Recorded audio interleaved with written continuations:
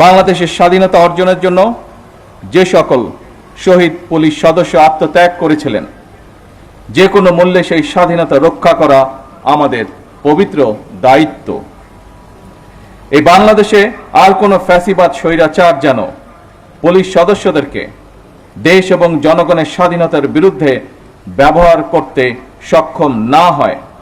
স্বাধীনতার প্রথম প্রহরেই পুলিশের রক্তে রঞ্জিত এই মাটিতে দাঁড়িয়ে আসুন আজ আমরা আবারও নতুন শপথে অঙ্গীকারবদ্ধ হই।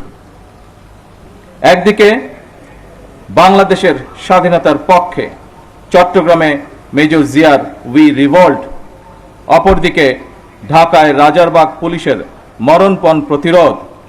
এরপর স্বাধীনতার লড়াই থেকে বাংলাদেশের স্বাধীনতাকামী মানুষের পিছিয়ে থাকার আর কোনো সুযোগ ছিল না।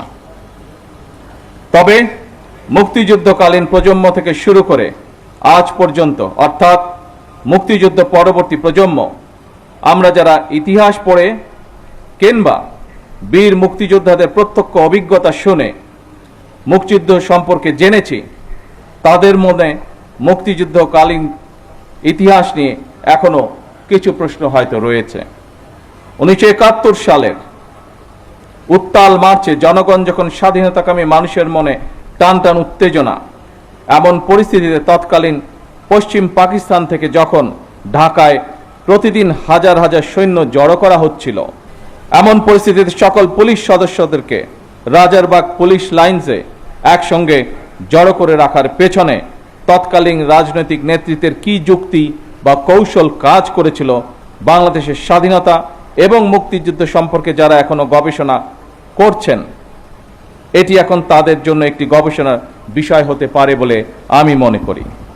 দেশের জনগণের শান্তি এবং নিরাপত্তা নিশ্চিত করা আপনাদের কার্যক্রম, অর্থাৎ পুলিশের ভূমিকার উপরেই সবচেয়ে বেশি নির্ভরশীল।